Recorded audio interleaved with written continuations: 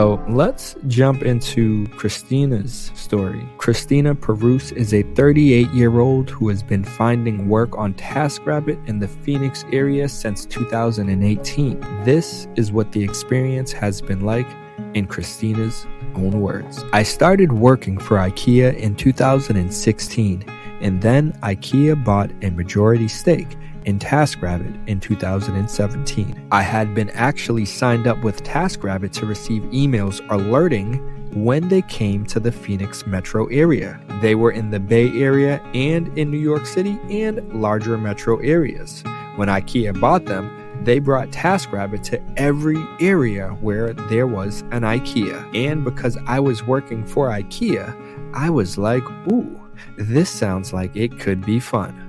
Now I do it full-time. I transitioned from Ikea in 2020 to full-time Taskrabbit. I usually set my availability from 10 a.m. until 8 p.m. and there's always flexibility for me to make things earlier or later as I want to, but those are my primary work hours. I put 7 days a week availability because there's really no telling how much work I'll get. I don't really preclude myself from work on a specific day, but I always end up taking plenty of time off because of the way tasks work themselves out schedule-wise. I'm relatively busy consistently. There have been a couple of months where it was slow, but I think it ebbs and flows with the seasons and the way that people spend money. Back to school is very busy, but then the summertime is not so busy until back to school starts because I do a lot of TV mounting and putting things on walls. I do a lot of work for college students that are moving into their apartments and hanging their TVs on the walls and painting an accent wall or whatever. I'm making way more. To be fair, I also have to pay for my own health care and everything else. So it does balance out, I guess. But I still have the opportunity to work as much as I want, as opposed to only being scheduled for a 40-hour work week with no opportunity to make overtime. I would prefer to work like this indefinitely because it gives me the freedom to do whatever I like to do in terms of vacation and stuff like that. But also, I have a teenager that just went into high school, and it gives me availability for her. When I first left Ikea, I was terrified. Like, what if I don't get hired? What if I don't have any work ever? I was surprised at how consistently I've been able to get work. My friends, there are a few different things in here that I love about this story, and it ultimately comes down to the fact that, again, she left her full-time job to do Taskrabbit full-time. Now, there are so many people out there who are miserable, who have jobs that they just hate. And I'm not necessarily saying to leave your full-time job and jump into Taskrabbit full-time, but you can keep your full-time job and start to do Taskrabbit part-time. You can dabble with it, build up your profile, watch a lot of my other content. I have a course, free course, this, that, and the other.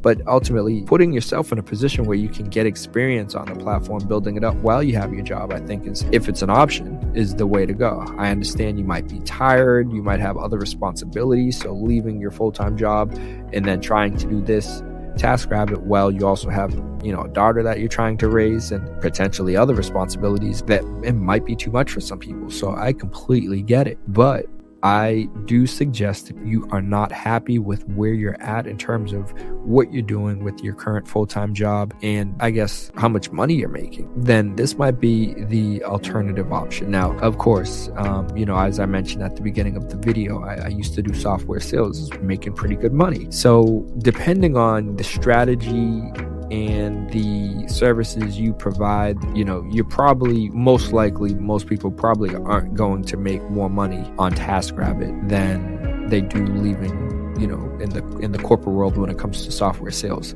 not everyone. I worked my way up to a director of sales position. So that said, if I was providing services, some like plumbing or electrical or just some of the more certified based services on TaskRabbit, I think that would potentially change the game. But still, as someone, I'm doing some of the services she provided, and she's doing things I'm not providing, and I know I've done pretty well. And again, a lot of it is because of your willingness to kind of just keep your availability open all the time. As she mentioned, like, you sometimes aren't really aware of, or not sometimes, you just never know, the ebbs and flows of the industries. And I can't say that that's not true.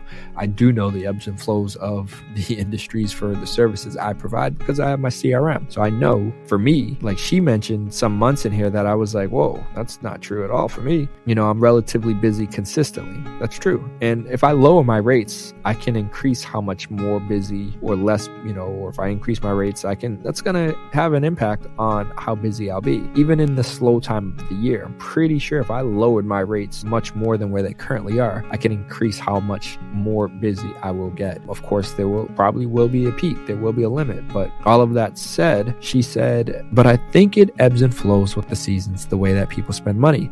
Back to school is very busy, but then the summertime is not so busy until back to school starts. Now, I agree, back to school is very busy. And then she said, but then the summertime is not so busy. For me, the summertime is definitely busy and it doesn't slow down. Now, again, maybe it's a location thing as well, but the combination of the seasonality component with location, with the services that I provide, I don't know if she does yard work or anything like that. Either way, the point is, you can see that there are so many, people out there who are joining the gig economy, some intentionally, where you may have followed a path similar to mine and seeing the way the economy is, a lot of people are getting let go, or you just might not be happy with your job and you want something more. You want some kind of flexibility, some kind of freedom to create your own schedule and kind of control how much money you make, determine, again, like, what you want to do. There are tons of different services that you can provide on TaskRabbit. If you don't want to do mounting, which is mounting TVs is something that she does, like, you don't have to do that. You can do cleaning, you can do data entry, there's so many different things. Now, some services definitely do have a higher demand than others. And again, I have a lot more content that dives into those topics and subjects. If you are interested, definitely consider subscribing to the channel. And of course, consider checking out the free TaskRabbit course down below.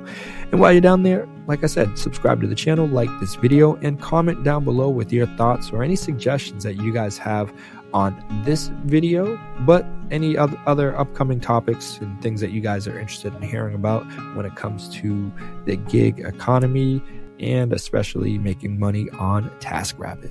All right, my friends, I got to keep it moving, but check out this video next if you want to keep it moving with me.